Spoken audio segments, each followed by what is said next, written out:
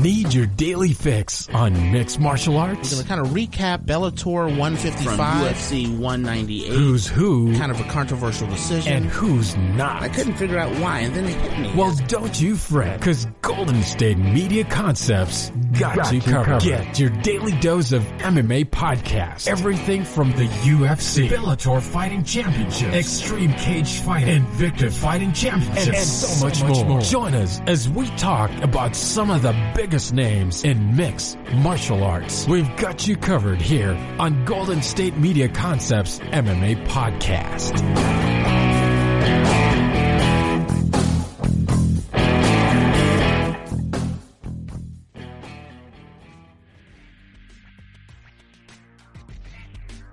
Thank you for tuning into the GSMC MMA Podcast, brought to you by the GSMC Podcast Network. I am your host, Arnel, and I hope you, your friends, your family, whether you live in the States or internationally, are all healthy. So, currently in the States, we're in a time of uncertainty, and things are maybe, just maybe, planning to go right back up, America reopening sometime in the middle of June. But UFC do not plan to reopen in the middle of June. Sporting events, whether it be the NBA, baseball, football, hockey, Chinese basketball. Quite frankly, there's a lot of sports out there that are still thinking of when exactly their sporting events are going to restart. The NFL draft just happened, and now with the NFL draft happening, when will training camps start happening? People are unsure. There's speculation that in Jacksonville, Florida, that people will go start training over there because Florida, unlike all the other states, me being a person who lives in California, all the other states are making fun of the residents of Florida for not taking coronavirus very seriously. So Texas and Florida will be among the first two states in America to go and restart its reopening of businesses. So where does that leave UFC? Well, UFC reveals plans, this coming in from MMAJunkie.com, for 3 Jacksonville events in 8 days during pandemic, starting with UFC 249. So I said that most of the states are going to reopen by the middle of June. Texas and Florida could reopen probably by late May. And so UFC is like, you know what? I think Dana White believes that because Florida could possibly reopen up all its businesses by end of May, and the fact that the governor of Florida, Ron DeSantis, said that UFC and even the World Wrestling Entertainment, those are considered essential businesses as it pertains to helping the economy in the Florida area. Now, whether or not that is true is definitely on to you. But 3 Jacksonville events in 8 days during the pandemic, starting with UFC 249. It appears that UFC's indefinite suspension of events during the global coronavirus pandemic won't last long. On Friday, the UFC announced its plans to bring back fights in a big way, beginning with UFC 249. The May 9 pay-per-view will kick off a trio of events closed to the public that also includes dates on May 13 and May 16 at 5-Star Veterans Memorial Arena in Jacksonville, Florida. With the regulatory oversight of the Florida State Athletic Commission, UFC 249 will be a 12-fight card that features 2 championship fights, headlined by an interim lightweight title bout between Tony Ferguson and Justin Gaethje. Bantamweight champion Henry Cejudo will take on Dominic Cruz, a returning Dominic Cruz, in the co-headliner. Officially announced. Fights for events beyond UFC 249 are unknown. I can't wait to deliver some great fights for the fans. UFC President Dana White in a statement. I want to give big thanks to Mayor Curry, 5-Star Veteran Memorial Arena and Florida State Boxing Athletic Commission, Executive Director Patrick Cunningham, for getting this thing done and giving us a venue to put on these incredible cards, as well as our media partners including ESPN and ESPN+, for bringing it to fans. My team is ready to go, and the fighters are excited to get back in there with these back-to-back events. This marks the UFC's third attempt to return after initially canceling 3 events during the month of April. UFC 249 originally was scheduled for April 18 in Brooklyn, New York, but Barclays Center quickly became a non-option as a coronavirus outbreak forced a ban on mass gatherings and eventually stay-at-home orders in New York. In response, the UFC tried getting around California's order by still hosting UFC 249 on April 18 on a tribal land at Tashi Palace Casino Resort near Fresno. But that plan was shut down after Governor Gavin Newsom urged Disney/ESPN, the UFC's broadcast partner, to intervene. Florida became an attractive option for the UFC after WWE was allowed to continue filming shows at Performance Center in Orlando. Earlier this month, Governor Ron DeSantis issued an order regarding essential businesses, which included employees at a professional sport and media production with a national audience, including athletes, entertainers, production team, executive team, media team, and any others necessary to facilitate including services supporting such production. Only the location is closed to the general public. It's really intriguing me because how is it that among real, legitimate, actual sports, whether it be basketball or mixed martial arts, not just the UFC, but other organizations, including Bellator, have been struggling trying to get the shows going on. Currently, Bellator are they're showcasing their heavyweight Grand Prix from 2018. So you'll see people like Matt Mitrione and Roy Nelson fights from 2 years ago. But I find it very interesting that the WWE, ever since the whole coronavirus pandemic issue has been occurring in the States, WWE hasn't missed a single beat. They produce 4 episodes a week, one of them in the UK. They produce 4 episodes, technically 5. They produce 5 episodes a week. And they haven't skipped a single beat since the whole coronavirus pandemic. While organizations and companies are shutting down, and while we got performers there questioning, "Hey, are we gonna do this? Are we gonna work?" While Dana White is going on talking about how things are constantly changing and he's gotta adapt and change himself because he wants to make the UFC happen. WWE, it's still going on. Apparently, Vince McMahon is better at pitching his events and making his shows legal compared to Dana White. So, yeah, there's a lot of fans between the WWE and the UFC that constantly go at each other. WWE logic is very different from UFC logic. WWE logic says that a person like Floyd Mayweather and Conor McGregor can never be stars. That it doesn't logically make sense that a Conor McGregor or a Floyd Mayweather, or even a Ronda Rousey could be the chosen one for the company, can be the centerpiece of their marketing and their brand. But CM Punk somehow is. But CM Punk, sadly enough, doesn't really have a career in the world of mixed martial arts, but he does in the WWE, where he's a big fish there. So it's very complicated. But the UFC are going to have 3 events coming up in May. It's going to be really interesting to see what the events are. One fight that really intrigues me, that was very sad for me when I heard about it, was the cancellation of Rose Namajunas versus Jessica Andrade. I was really excited for that fight. Because honestly, I was more excited for the return of Rose Namajunas than I did about Dominic Cruz. Maybe because Dominic Cruz has a tendency of playing a character too much. I feel like Dominic Cruz is in that position that a lot of fighters have the tendency of doing, where you're trying to display a character out there. And I don't know if it's Dominic Cruz really playing a character, or that's just him being naturally weird, where he's very soft-spoken, talks very quick, uses big words, but then he starts talking in a circle. There's a recent interview he had with Peter Yan. He was an interview with ESPN MMA about his fight against Peter Yan.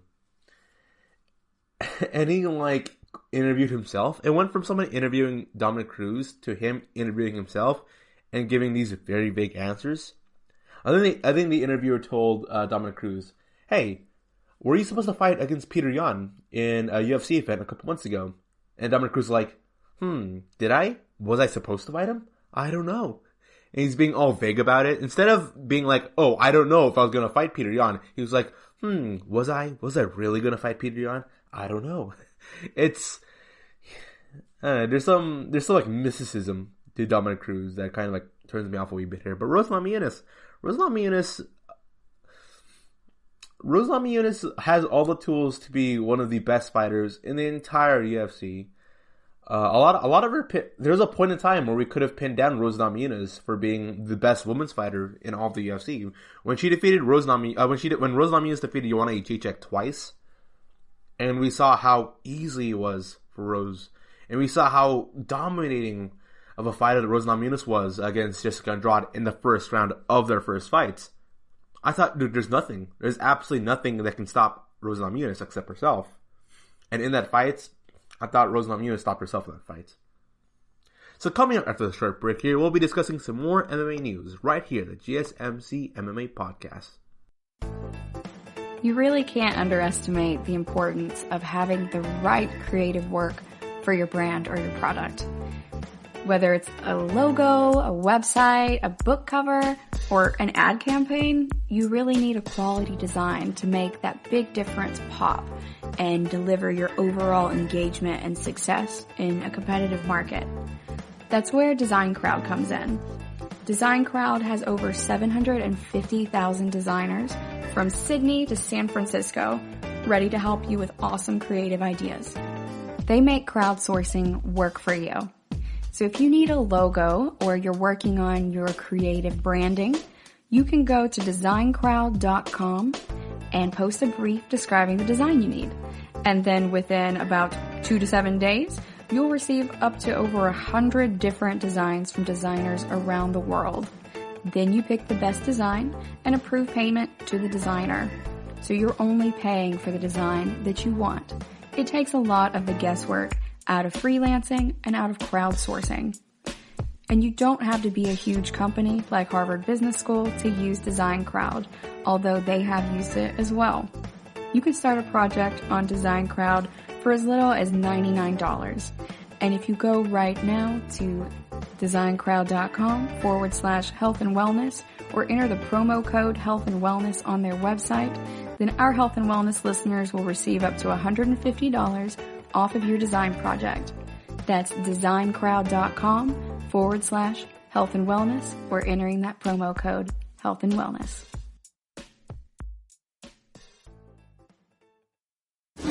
Check out the show built around the women of MMA. From the UFC to the extreme cage fighting, we got the fights covered. Listen. It's the Golden State Media Concepts Women's MMA Podcast. The latest news of upcoming fights, discussions of previous matches. Join us as we talk to and about the biggest names in women's mixed martial arts, past, present, and future. When it's the women's fight game, you know where to listen to. The Golden State Media Concepts Women's MMA Podcast. So one fighter who has a very confusing history with the UFC would be Mark Hunt. Mark Hunt being one of the fiercest strikers in all the UFC, one of the scariest men any person could ever stand in front of. Well, Mark Hunt is in the midst of another UFC lawsuit and sounds off on Dana White. This is coming in from MMA Junkie. That Mark Hunt says his legal battles with the UFC aren't over. According to ex-UFC heavyweights, Mark Hunt, who is 13-14 and 1 in the midst of organizing another lawsuit against his former employer. A backer of the Muhammad Ali Boxing Reform Act, a set of federal regulations that apply to the sport of boxing, Hunt is working to see similar legislation be implemented in MMA. Things will change when you bring the Ali Act in, Hunt recently told Duelo Channel. It totally changes things around. I'm with these guys and that are part of this lawsuit class action. Once this comes, it'll charge the whole landscape of fighting. The fighters get paid more money, which is better for the employees. They'll start living properly. Why do you make it to the top of the world in fighting? So you get paid well. Right now, these guys aren't getting paid well. They're getting ripped off. Hunt sounded off on a number of different gripes he has with the UFC, but did not specify the specific grounds on which he's basing his lawsuit. He also took aim at UFC President Dana White, hurling insults and expletives all the while. I know how they do it, Hunt said. That's why we're in a couple of these lawsuits. It's a sad thing to see these fighters coming through, young fighters thinking they can get some money. They just fall to the side like the rest of them. When you get the champions asking for more money, you know there's something wrong. When a guy like Stipe Miocic and other champions ask for money, he's a champion of this company. Why is he asking for more money? Something to think about. These bosses and guys that own the company, these blanks, like Dana White, will say all this. We've got to do this and that. All these things will work out. At the end of the day, he's just a grub. He's a thieving little grub. That's all he is. Positive changes isn't coming. Hunt said due to one main thing, fear. According to Hunt, most fighters aren't willing to speak out because they're afraid of the UFC. Most of the fighters are just scared to talk about it, Hunt said. A lot of fighters are scared to speak up about it. You're actually fighters. Not just in the octagon, but everywhere. To get guys like this in to come around to kiss blank, to go kiss up the guys like Dana White, it's a joke. He's a joke. He's an idiot. Hunt explained that his legal pursuits have been his main focus, but he's not done fighting. Not having competed since December 2018, Hunt is a free agent. He plans on boxing in the near future, then returning to MMA. Hunt estimates he has 6 more fights left in the tank, which is surprising since he's already 40. I'm talking about a boxing fight with some people now, but I want to fight 6 more times, Hunt said. I want to finish my career, but I have to pay for this lawsuit against the UFC. I've got to finish this. I want to fight 6 more times and be happy with it. I've been free for 2.5 years. I've just been doing business and stuff and organizing this lawsuit against this company. Hunt's past legal battles with the UFC are well documented. In January of 2017, Hunt filed a lawsuit against the promotion claiming the company mishandled his July 2016 fight against Brock Lesnar. Hunt claimed the UFC and Lesnar colluded to sidestep USADA testing prior to their fights. Lesnar won the bouts on fight night, but the decision was overturned when Lesnar failed a drug test. In 2019, the state of Nevada ruled in the UFC's favor on all counts. So, is Mark Hunt in the right here? I agree and kind of disagree with Mark Hunt here. It's, in a perfect utopian society, I'll like it if I'll like it if a person can go to a job, and in that job, they can go make a whole lot of money from it. It'd be nice in a perfect utopian society where everyone is happy. A person who works at Taco Bell will make the same amount of money as an engineering student from UCI who applies to a job for Facebook or Google in the Silicon Valley. In a perfect utopian society where everyone's happy, that's how things are. But that's not how things are. I understand his argument. So there's a fighter named Miles Jerry. He has a YouTube channel. Look up Miles Jerry. You'll see a couple of his fights. You'll see his YouTube channel where he goes in depth into how much money he made working at the UFC. And to be honest with you, my friend who works at Vons, who works at a grocery store, I got a friend who works at Home Depot. All he does is he looks over electrical equipment. I got a friend who's a sales associate at another grocery store. But I also have friends who work at Facebook, who work at Google. I've got really rich friends out there making a lot more money, who make more money in 1 year than I can guarantee you a large majority of these UFC fighters. I've got friends who are in their mid to late 20s, who make almost $500,000 working in the Silicon Valley. One of my friend's husbands, he's only 23 years old. He's already making $250K a year working in the Silicon Valley. And if you know how to budget correctly, if you know how to work your money properly well, if you know how to save your money, then it should be pretty easy for my friend who's only 23 years old to get up to $1 million and become a millionaire before the age of 29, before the age of 30. But here's the thing though. So, My friend's husband makes $250K at the age of 23. And so, but my friend though, she only works as a math teacher. She works as a math teacher. Her salary about 55K. She makes about 55K. She makes 1/4 the money. So my friend who's a math teacher, she's one of the most smartest people ever. If you were to talk to this person, not only is she like a really nice, sweet person, she's also incredibly smart.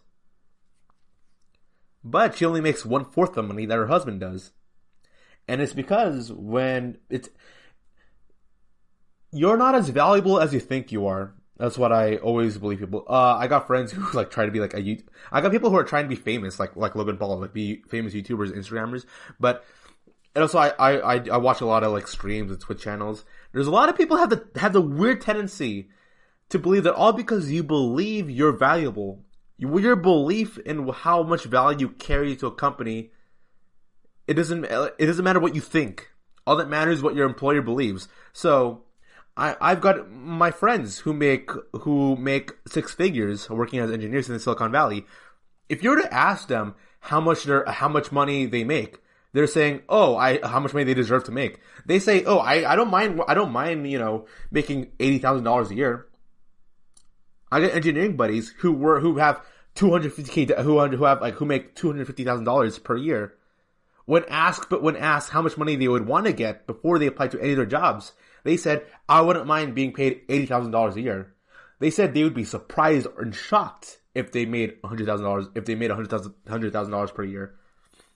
And then when they told me that they got a signing bonus for an extra $50K on top of their 6-figure salary, so practically in a year they made nearly $300,000 or more.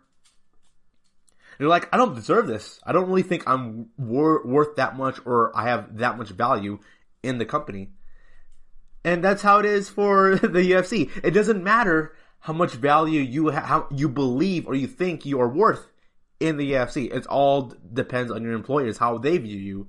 And Dana White has a history of having this belief that UFC fighters kind of are his workers and his employees. He's taking care of them.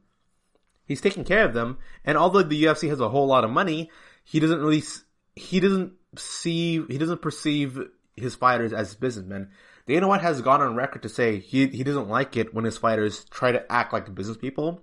He gets irritated when he has fighters trying to like argue and debate against him. He's like, I deserve this much amount of money, or I deserve this kind of fight, or I don't want to fight over here, or I don't want to fight over here. Well, this isn't an argument of like what is ethically right or what's the morally right thing to do. Because I can guarantee you, like my friends who make 6 figures, they're not the most brightest people in the world. They really are not. But they're making a lot because their employer sees them as valuable. And for Mark Hunt, if your employer doesn't see you as valuable, then you're not valuable. It doesn't matter what you think your value is. It all depends on your employer. After this short break, we'll be discussing some more MMA news. I want to talk to you guys about this amazing product I've been using lately called Hydrant. If you're like me and you want to kick the coffee habit, but you're worried about your energy levels depleting, to avoid the morning sluggishness and that midday slump, you need to make sure you're hydrated. It's super important. And that's where I've been using Hydrant. And for 25% off your first order, you can go to drinkhydrant.com and enter promo code GSMC at checkout. Hydrant is basically flavored electrolyte packets you mix directly into your water to make hydrating your body easy and delicious. And what I love about Hydrant, it's backed by research. The formula was developed by Oxford scientists to provide perfectly balanced, efficient hydration. Again, that's drinkhydrant.com and enter promo code GSMC for 25% off your first order. Another really cool thing about Hydrant, there's no synthetic colors or artificial sweeteners. The formula is vegan and you can choose between 3 different flavors or a variety pack. So for all my vegan friendly fellows out there, this one's for you. Again, this is drinkhydrant.com and enter promo code GSMC.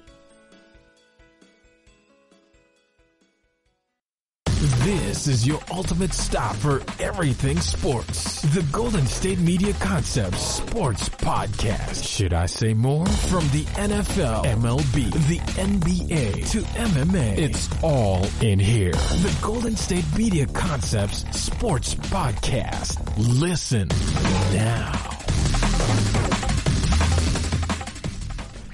And So we I was are discussing back. about This is Mark Arnel Hunt and the Leon fact that talking he about believes that UFC UFC Fight Night fighters should be 170. paid a lot more. Charles Oliveira defeated Kevin And Lee, my which retort to places that was, Oliveira in the it doesn't top matter 10 how of the much lightweight value division. It is you expected that believe or you Oliveira think will you have a have rematch against of the number 7th organization ranked or Paul company you Felder. work for. Paul Felder won All the that last matters fight is how 2 years your ago employer via perceives TKO. you. So Oliveira's probably setting the sights on a my big friends enough who work in loss. Silicon Valley, they Paul Felder believe talked about that they retiring recently, should only make and about Felder just $80,000 lost a his year. last fight against Dan And Hooker then their last employer- month. their employer So believes I that can they should see be an paid Oliveira versus Paul Felder fight $250K per being a year, make or break $200K fight per for year. both fighters.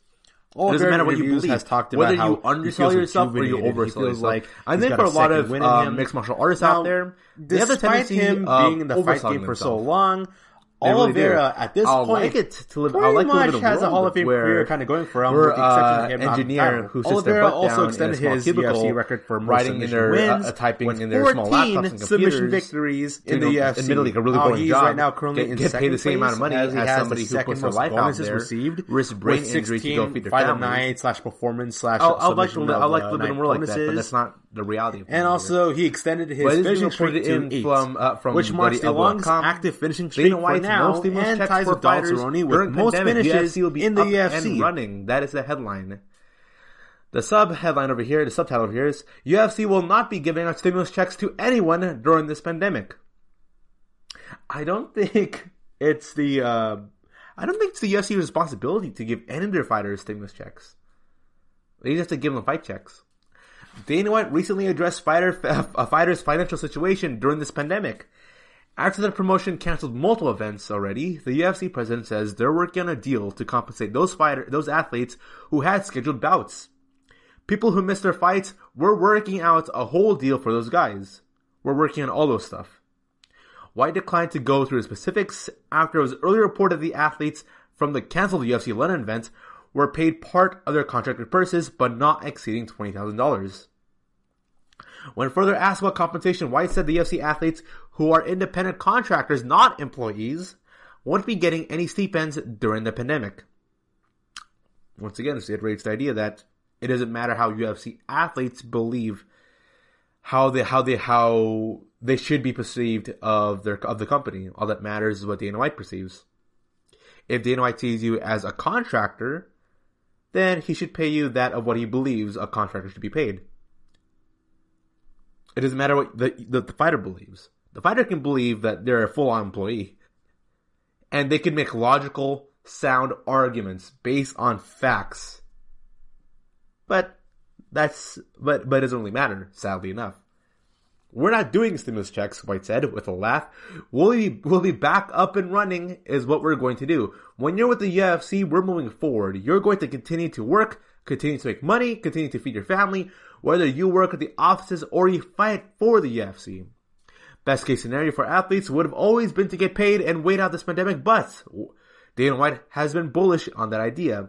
And this is a business after all. The UFC president says they'll be cranking down shows back to back soon, and while safety is obviously still a valid concern, they would at least lead to money flowing again for those who get booked for fights.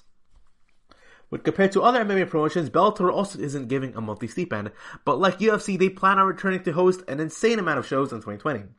While the UFC wants to start up again on May 9, Bellator plans to start back up much later when things have been settled down a little bit more. The much smaller PFL has scrapped their entire 2020 schedule altogether. That'd be a professional fight league. And is willing to be giving their fighters a monthly stipend to help them get by. While even that small amount reportedly in the $1,000 range can help out struggling fighters, PFL was only able to afford that after cutting and releasing a big chunk of the athletes from its roster. This coronavirus pandemic has really hit everyone hard, but if UFC and Bellator can successfully and safely host all their planned shows, well, more athletes will at least get slots of those cards and get purses coming again. For those fighters who don't have bouts booked, hopefully they're taking advantage of those generous COVID-19 relief benefits. So we kind of have an idea here of how Dana White but a thing of kind of what Dana White thinks of his fighters when it comes to paychecks. So the UFC London fighters, they're being paid no more than $20,000 for that fight. And note, these fighters only fight probably at maximum 3 times a year.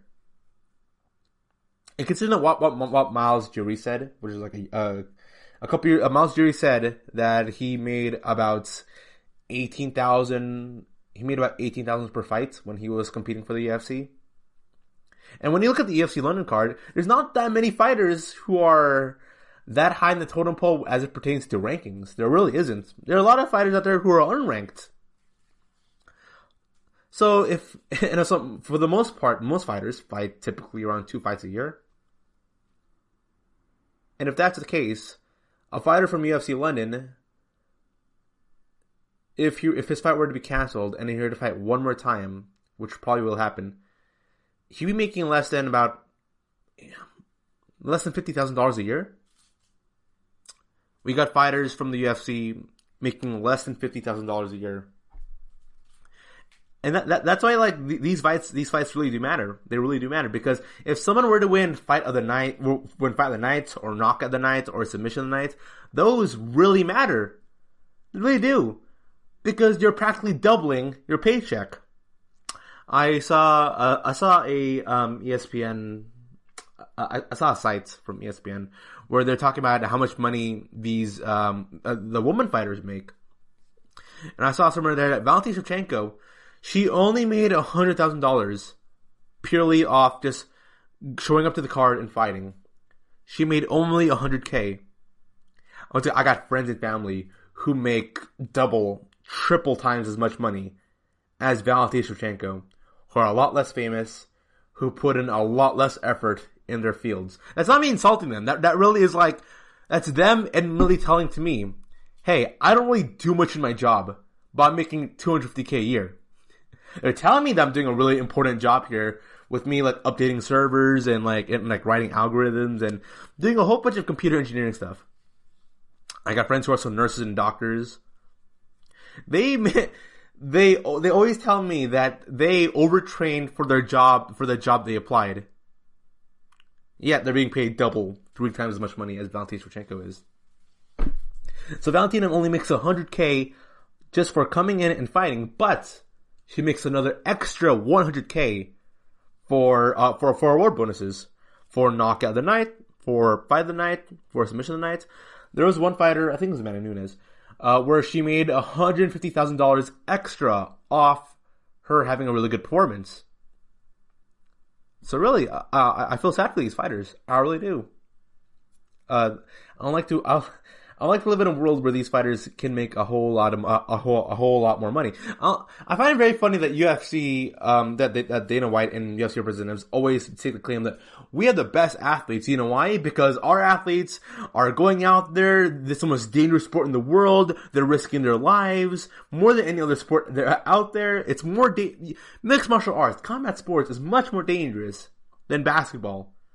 I'm a basketball nerd, and I can safely tell you that boxing, kickboxing, wrestling, all that stuff is much more dangerous than basketball.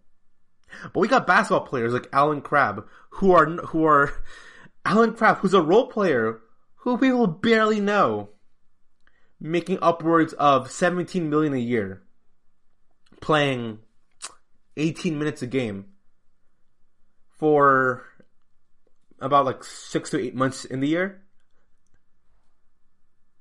That is incredible. That is absolutely incredible.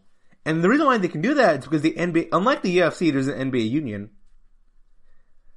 And also considering the fact that the higher ups of the National Basketball Association, which comprises of multiple GMs, multiple presidents, and multiple billionaire owners, there's a lot of talking heads.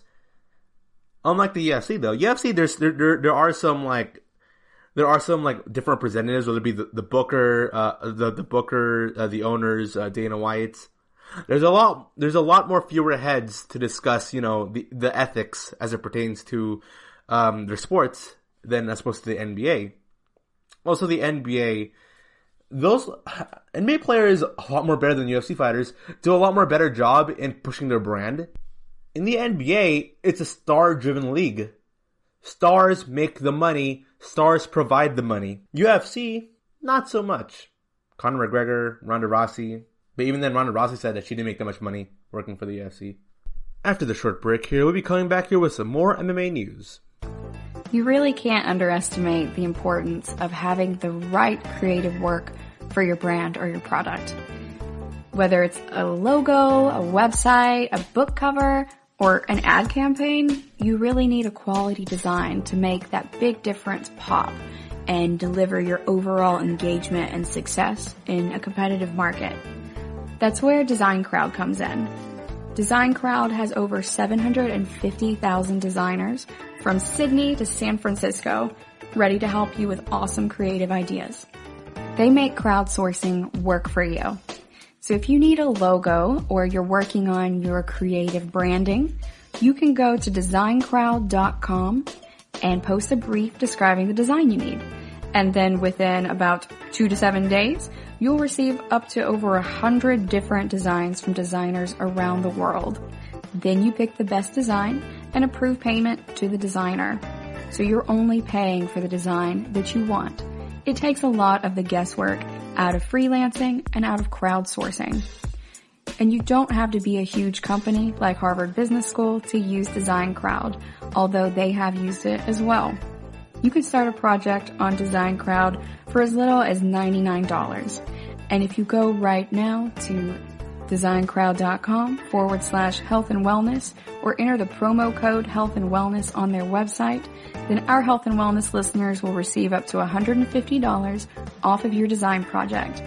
That's designcrowd.com/health and wellness or entering that promo code health and wellness. Tired of searching the vast jungle of podcasts? Now listen close and hear this out. There's a podcast network that covers just about everything that you've been searching. Hey! The Golden State Media Concepts Podcast Network is here. Nothing less than a podcast bliss with endless hours of podcast coverage. From news, sports, music, fashion, cooking, entertainment, fantasy, football, and so much more. So stop lurking around and go straight out to the Golden State Media Concepts Podcast Network. Guaranteed to fill that podcast itch. Whatever it may be. Visit us at www.gsmcpodcast.com. Follow us on Facebook and Twitter and download us on iTunes, SoundCloud, and Google Play.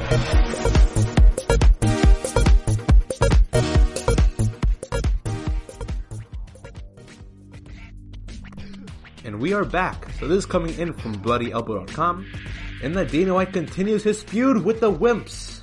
With the media wimps, to be exact, in his words. Endeavor's financial struggles have gotten worse during this coronavirus pandemic. And it is said that a third of the company, about 2,500 employees, will be affected by either layoffs, furloughs, or pay cuts. It is also reported that those cuts may not be enough to solve their monetary issues, and Endeavor could be pressured into selling off some of their properties. The UFC, though, has been one of the Endeavor's most viable assets, and Dana White has again reiterated these cuts from their parent company won't affect the MMA world leader. No layoffs in the UFC. White firmly stated as he spoke to Yahoo Sports, "None of my people will be laid off. Not happening." White, who has an even worsened relationship with the media as of late, smugly brought up how his people will be fine, but those who like to talk blank won't be. "A lot of people are losing their job and can't pay their bills," he said. "People like to talk blank. People think they know me. They don't know anything about me. You find out who the real people are when blank goes bad. And let me tell you what. All the people that are with me are with me. I will always take care of my people.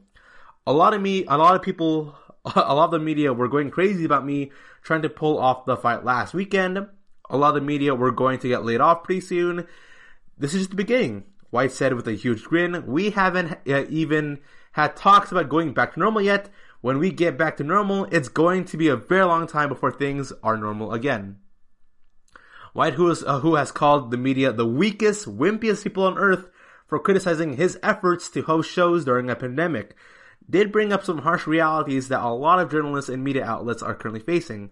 Big outlets like the LA Times, Sports Illustrated, The Hill, BuzzFeed, GeoMedia, Vice, and even this very website, Bloody Elbow, which is the parent company of Vox, which the parent company is Vox Media.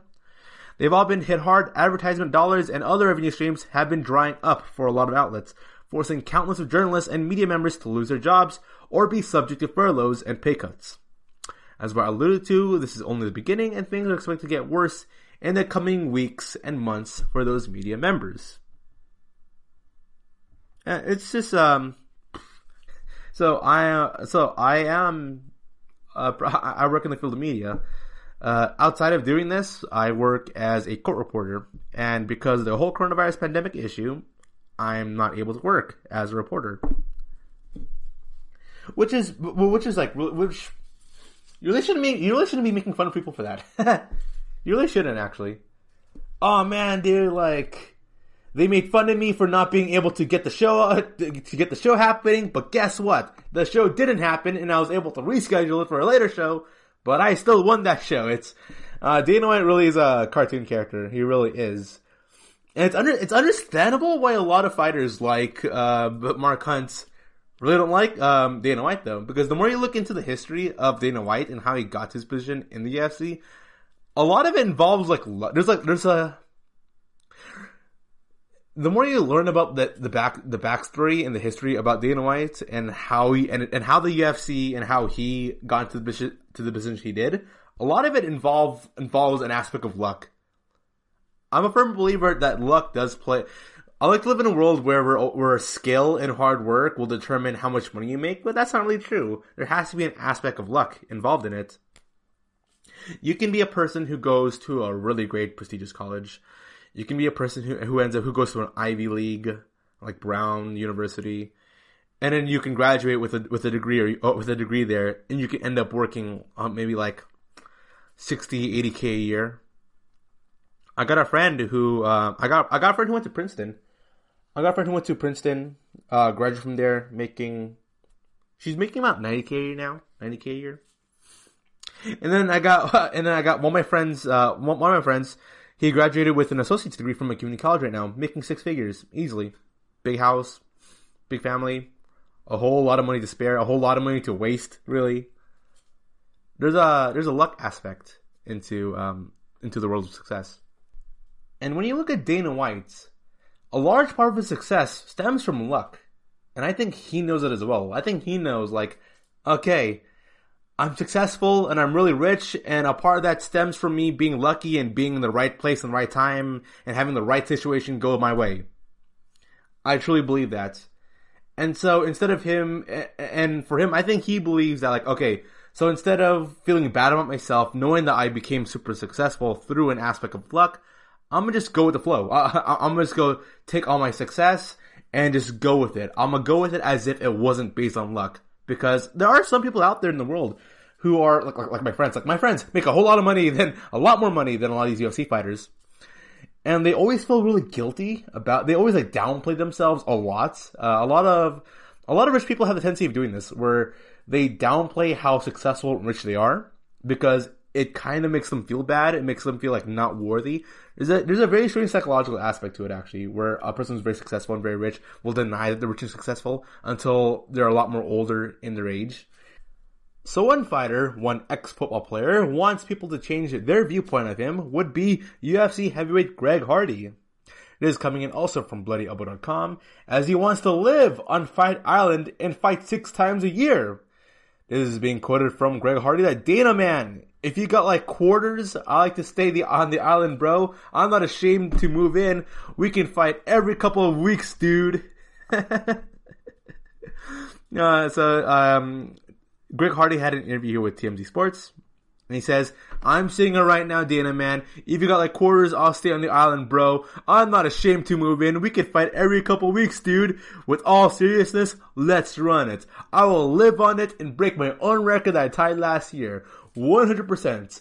5 fights in 1 year, tied for first. If you have me, he'll go for 6 of them. As Hardy alluded to the interview, the former NFL player is currently one of the most active fighters in the UFC, having fought 5 times in 2019. And amassing a record of 2 wins, 2 losses, and one no contest, Hardy, who has made his pro MMA debut on Dana White's 2018 Contender Series, plans to eliminate everyone one by one on Fight Island. We do it the G Hardy way, he said. Easily, just eliminate everyone one by one on the island. Fight Island should be up and running in June. And, oh man. You know what? I dig it. I dig this, honestly. Greg Hardy, I kind of agree with Dana White in this, though. I don't like it when UFC fighters try to be businessmen. Try to be businessmen when they really shouldn't be. Like, we got a fighter like Alexander Hernandez being like, okay, man, so I've got my people here, we're booking they're helping me to go, like, it's, like, Alexander Hernandez is like one of the, like, excruciating people you can ever watch or listen to, ever in the world of mixed martial arts. I think Donald Cerrone put it best in that there's a lot of people trying to be like Colby Covington. They're trying to make Colby Covington minus the joke. I think Covington and Ben Askren and Chael Sonnen, they get the joke. Unlike guys like Alexander Hernandez, who think all because the louder you talk, then the more appealing you are, which is what he thinks. But Greg Hardy, man, kicking it like an old school UFC fighter, an old school MMA fighter back in the 90s, man. Kind of talking like a meathead over here, which is kind of amusing to me. We got, it's the exact opposite of Dominic Cruz. So Dominic Cruz tries way too hard to come across as an intellectual. As a very soft-spoken, very smart guy who thinks very methodically and tactically about the world of mixed martial arts. And then you got Greg Hardy, who's like, by the way, man, I can fight like 6 times a year, and I can respect that. So I've been talking about this entire podcast about how hard it is for a fighter to go make money. And a lot of fighters, for the most part, only fight 2 times a year. The UFC London fighters, they made $20,000 off an event that they couldn't even really fight in, and they're probably going to make another $30,000, $20,000 in the next fight in the year 2020. This guy over here has fought 5 times since 2019. Each time he fought, he's making about, $30K a fight? So yes, so he made $150K. This man, who is an unranked fighter, has made 6 figures, has made a lot more money than a whole lot of fighters in the UFC, just because instead of being like, okay, I gotta pick the smart fights, I gotta pick and choose what's the best matchup for me, there's a lot of fighters out there who are constantly thinking, they're kind of overthinking on what fighter they should fight, on what's next for their career, on what's the next business move, quote unquote business move for the fight game. It gets really annoying at times, and when you have someone like Greg Hardy, or also like people like Donald Cerrone, who are like, you know what, I'm going to fight anyone, anywhere, let's do this, I don't care if it's a couple months out there, I am willing to do it. I can respect that. That's an old school fighter mentality, and I respect that. Coming back after the short break with some more MMA news. This is your ultimate stop for everything sports. The Golden State Media Concepts Sports Podcast. Should I say more? From the NFL, MLB, the NBA to MMA, it's all in here. The Golden State Media Concepts Sports Podcast. Listen now. Welcome back. This is being reported in from MMAfighting.com that Coach John Wood, Donald Cerrone, is ready to open a can of Whoop Blank at UFC 249. Las Vegas is Wild City, but how does it compare to Donald Cerrone BMF Ranch? Syndicate MMA head coach John Wood can answer that question. Wood is currently working with Cowboy at the ranch in Edgewood, New Mexico, ahead of UFC 249. Cerrone will face Anthony Pettis in the featured ESPN preliminary fight on May 9 in Jacksonville, Florida. I've known Cowboy for a while, Wood told MMA Fighting. We've kept in contact, and when he comes to Vegas, he'll work syndicates and we'll spend some time. It's kind of funny how it came about, Wood continues. There were posts or something about the fight and that he's fighting Pettis again. On Instagram, he posted something that I said, hey, if you want someone to come clean the gym for a couple weeks, I'm in. I'm not doing anything right now. He actually hit me up the next day, asked me what I was doing, and obviously I've got a little bit of free time on my hands. I ended up coming out here, doing it with him, and helping him out with his camp. Cerrone is looking to bounce back from 3 consecutive losses against some of the sport's very best in Tony Ferguson, Justin Gaethje, and Conor McGregor. Heading into his 51st professional fight, Wood says Cerrone's mindset is where you would expect it would be from one of the sport's most active competitors. He's game, man. I don't think there's anyone more in the sport that's ready to fight whenever you make the phone call, Wood said. If you told him he had to drive out there tomorrow to do it, he would. He's just that kind of guy. They just kind of brought me out here to get some work in, doing some pads, some game planning stuff. They always have a tight-knit group of guys here, so I'm just out here filling the gaps and working with a couple of them a couple times a day. He's great. He's ready to go. Pettis and Cerrone first met on the main card of UFC on Fox 6 in January 2013. Pettis would earn a lightweight title shot and become champion against Benson Henderson after finishing Cerrone via TKO in the first round in Chicago. Cerrone has a rare opportunity to avenge his loss to the UFC. According to Wood, vengeance isn't at the forefront of Cowboy's mind. From what I see, he's pretty much the same, Wood said. Whoever you put in there with him, he's ready to fight. I think anytime you lose somebody, there's always a little revenge factor going into it to try to get that back. That may be in the back of his head. I'm positive this fight's going to go a little different. I know right now that he's fired up coming off a couple losses. He wants to get back there and in the winners, and he's definitely doing the right things. I believe you're going to see a fired up Cerrone ready to open up a can of whoop blank, that's for sure. Like his May 9 opponent, Pettis will be looking to snap a losing streak of his own.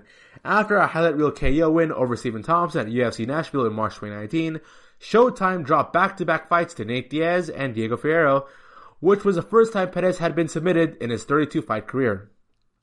Losing streak or not, Wood is well aware of how dangerous the former world champion can be. Anytime you have someone like Pettis, who is obviously super talented, you just have to prepare for everything, Wood said. His last fight, he came out completely southpaw and changed it all up. You have to be ready for all those kind of things. We're in a very short time right now. They didn't bring me out here to take over and change all the stuff, and that's not what I want to do. I'm just here to add a couple things, clean up a couple of things that I see could be useful in the fight. The one thing that you don't want to do in this short amount of time is come in and be like, you've got to do this. You have to do that. As I work and kind of flow with Donald, see what he likes to do, we're just tying some things up, and just be ready for everything. Pettis is a well-rounded dude, and there's flashes of brilliance there that you have to be ready for. If that dude shows up, he's on fire, and you've got to get ready, dig in, and do your thing. When you mix in two fighters who don't go to the judges often that looks to snap losing streaks in a rematch and doing so on ESPN television, you get a formula that could potentially create a memorable moment. As one could expect, Wood believes Cerrone will have that moment in the UFC return to action amid the COVID-19 pandemic. I don't think he goes the distance, and I think Donald gets his hand raised, Wood stated. There's multiple ways Donald can win. A lot of people think of Cowboy just being the striking guy, and his striking is amazing. But he is so slick on the ground, his wrestling is good, his grappling is sick, his submissions are sick, he can win it anywhere. A dogfight going the distance. I don't see this going a full 3 rounds. I definitely see Donald winning it. So Donald Cerrone versus Anthony Pettis, who is going to win this fight? I can see this fight go 3 rounds. It's because they're both tough. They're both tough dudes. It's very hard to knock out either one of them. Yes, Conor McGregor was able to knock out Donald Cerrone, but Conor McGregor is a very special fighter. He's very different from a whole lot of fighters in UFC's history. And so when I see Pettis versus Cerrone, I can see these two slugging it out for all 3 rounds. If Wood is alluding to Donald Cerrone taking down Pettis, then I can see Cerrone winning this fight. I think Cerrone is coming to this fight as the favorites. When I look back at Donald Cerrone's most recent performances versus Anthony Pettis' recent performances, I think, with the exception of the Conor McGregor fight, I believe Cerrone is fully capable of defeating Pettis through 3 rounds of action. I think his striking is a lot more slick, a lot more cleaner than Pettis's. Pettis has a tendency of lowering his arm down when it comes towards fighting the mid-range, when fighting within the middle of the pocket.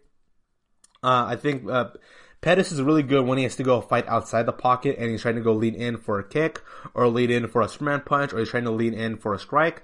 And Cerrone has a really good job stationing his ground. He can also handle himself when it comes to counterfighting. He's really good against fighters who try to poke his way into the pocket of Donald Cerrone.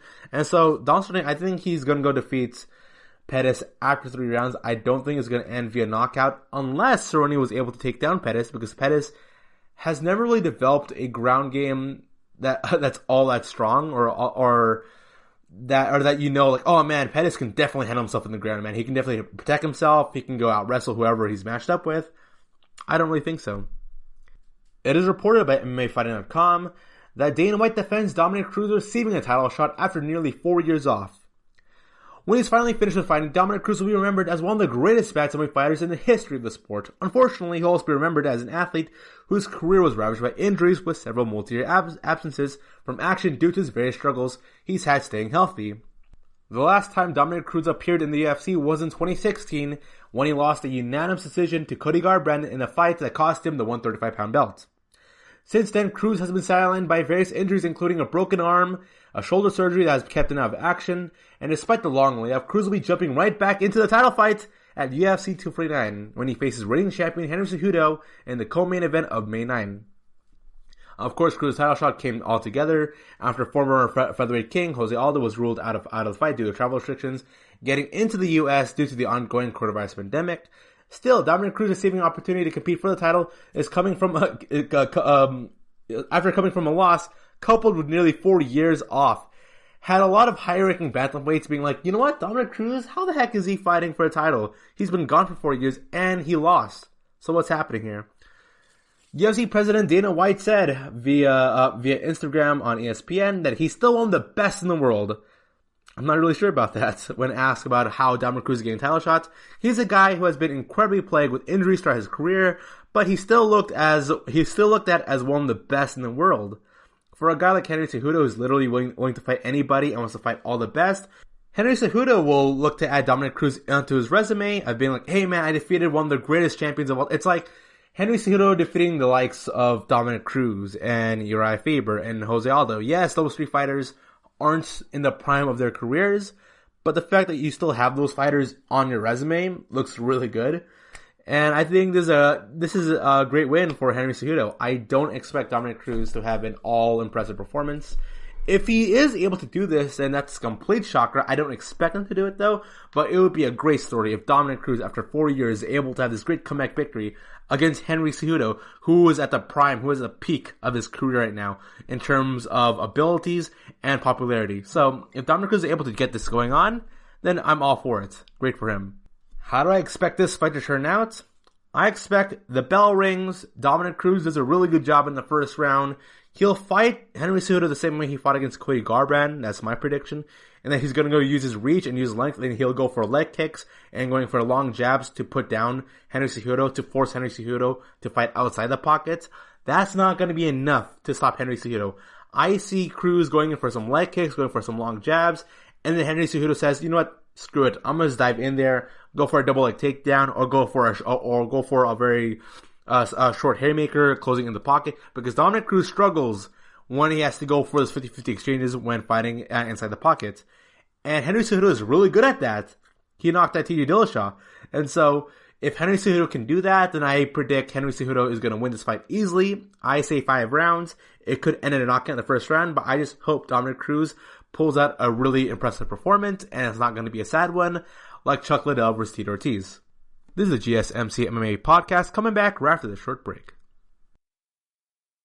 Want to know the latest in soccer? Then listen to the Golden State Media Concepts Soccer Podcast. From MLS, the World Cup, and the Premier League, we've got you covered. The latest updates, the hottest matches, and news on the league's top players. It's the Golden State Media Concepts Soccer Podcast. David Beckham scores the goal to take England all the way to the World Cup finals. Listen now. And welcome back. So let's end today's podcast with me testing your overall knowledge of the sport of mixed martial arts and combat sports. I'm going to ask you a series of questions here, and let's see if you know what it is. And I'll also give out the answer in the end. Here it is. Trademark UFC fighting platform. By the way, this is coming in from jetpunk.com. But what is the trademark UFC fighting platform? The answer is Octagon, which I did not know. Apparently an Octagon is a trademark for UFC fighting platform, and that no other organization can have an Octagon. I find that very confusing. I don't think that is true. If it is, it's very strange. I'll look into that later. Okay, so who here defeated Hoyler, Renzo Hoyce, and Ryan Gracie, earning the nickname the Gracie Hunter? The answer is Kazushi Sakuraba.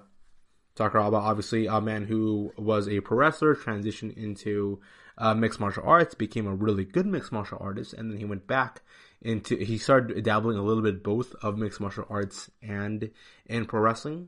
I still remember a match between Minoru Suzuki and Kazushi Sakuraba. So we have two very major figureheads from 90s mixed martial arts. Of course, Minoru Suzuki. He was pretty much the guy for Pancrase. And Sakuraba being the Gracie killer. Sakuraba and Minoru Suzuki, having this background in mixed martial arts, ended up having a pro wrestling match in Wrestle Kingdom. I forgot which Wrestle Kingdom it was, but it was a Wrestle Kingdom show where, so pro wrestling, it being fake, you got guys doing backflips, you got guys doing like pile drivers and moonsaults and power bombs. But for this one match in this pro wrestling event, you had Suzuki versus Sakuraba pretty much fighting a Pancrase-esque style. It was stiff, it was hard hitting, it was fake, but it was a very interesting match if you haven't seen it. If you are a wrestling fan or MMA fan and you want it, so if you are an MMA fan or wrestling fan, I recommend you guys look at Sakuraba versus Minoru Suzuki at Wrestle Kingdom, because I think that fight is pretty much the closest thing you can do for a WWE match, trying to look as real as possible. Of course, it doesn't look real at all. It doesn't really look real in the eyes of an MMA person. But in the world of pro wrestling, we would look at Sakuraba versus Minoru Suzuki and be like, "Well, man, that's like a real wrestling, or that's real fighting." It's very strange and different. So, first Englishman to compete in the UFC and first person to defeat Frank Mir. The answer for that is Ian Freeman. Ian Freeman is the first person to defeat Frank Mir. Frank Mir being one of the... Frank Mir has changed so much over the years, man. He went from he always came across as a light heavyweight competing in the heavyweight division. Now the dude looks like a full-blown heavyweight. He looks incredibly big. He looks unnaturally... He has a dad bod now. It's really looking at Frank Mir, how he was when he first competed in the UFC versus how he is now. Two completely very different fighters. Known as Gumby, he is the only fighter to ever submit Chuck Liddell. Who submitted Chuck Liddell? If you were to go back to the old school, it's a little bit of old school mixed martial arts here. I think it was 98 to 2000, around that time frame. The answer here is Jeremy Horn. Jeremy Horn, if you look at his win-loss record, is absolutely insane. He's like 80 plus wins, less than like 16 losses. Insane. Jeremy Horn is that great mixed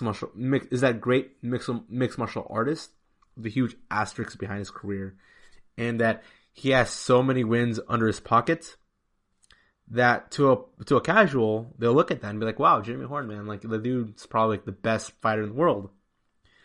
But the asterisk comes in the fact that he doesn't really compete in major organizations, or when he has competed in a major organization, whether it be Japan or in the UFC, he just he struggles. He struggles big. He stomped Chuck Liddell easily, without a doubt. Chuck Liddell stood no chance against Jeremy Horn in the first fight. But in the second fight, though, Jeremy Horn just didn't... he didn't have anything against Liddell. At that point, in the second match, Liddell was just way too much for Horn. And that was a complete one-sided beatdown. The hybrid style of folk wrestling, judo, and jiu-jitsu was made famous by Gokar Shivian, Gene LaBelle, and Billy Robinson. It inspired modern pro wrestling and has been used successfully by modern MMA fighters Josh Barnett, Eric Paulson, and Kazushi Sakuraba. What is this hybrid style of folk wrestling, of judo and jiu-jitsu? The answer here is catch wrestling. Catch wrestling, I would like to see a lot more catch wrestling, to be honest with you. It's very different. It is so different from the Henry Cejudo style of wrestling and the Khabib Nurmagomedov style of wrestling. What catch really is like if you look, So if you're on the guard, so if you're in guard, you're working slowly your way up from guard onto a half guard, and from half guard you then move over either onto side position or onto full mounts. That's what wrestling traditionally is. For catch though, is that you're kind of working on a singular body part, and you're working your way up from that point. So a traditional wrestler would go from full guard to half guard. From half guard, you'll power your way onto side position or full mount. Catch would instead be you're in full guard, but you're working as if you're working for a submission hold to the half guard or to side. It's like, so here's the thing. So if a catch wrestler is at full guard, they're kind of gripping on to the leg as you move on to the half guard, and then while at half guard, they're doing some like weird submission holds, or they're grappling on towards that half guard.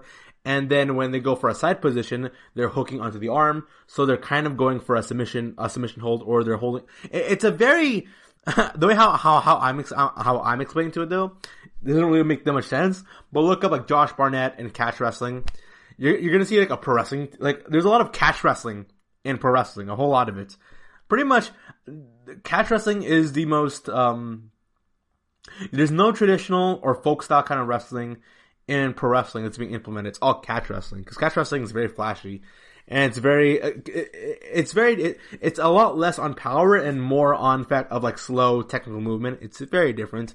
Go look up catch wrestling on YouTube, and you're gonna see how like, oh wow, this is like very, very different from the Olympic style wrestling and from the wrestling that Khabib Nurmagomedov does. Very, very different.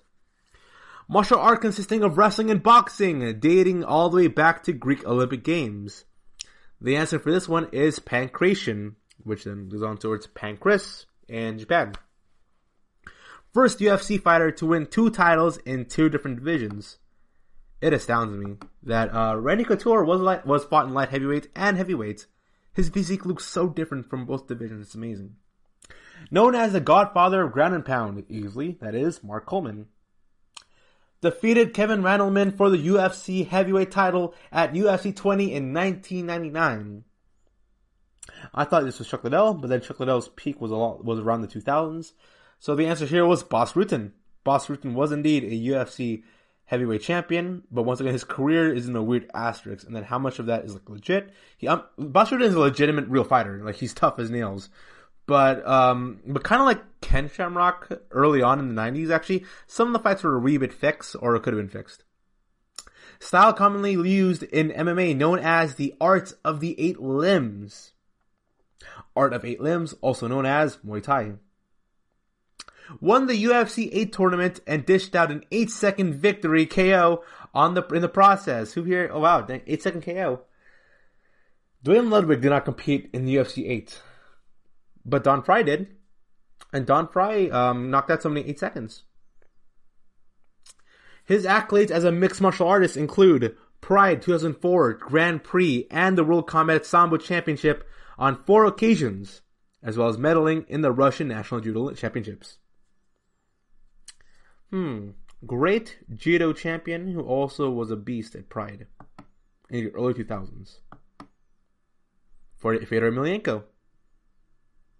So thank you for joining me in that. If you knew the answers, then you are indeed a knowledgeable person of the world of mixed martial arts and combat sports.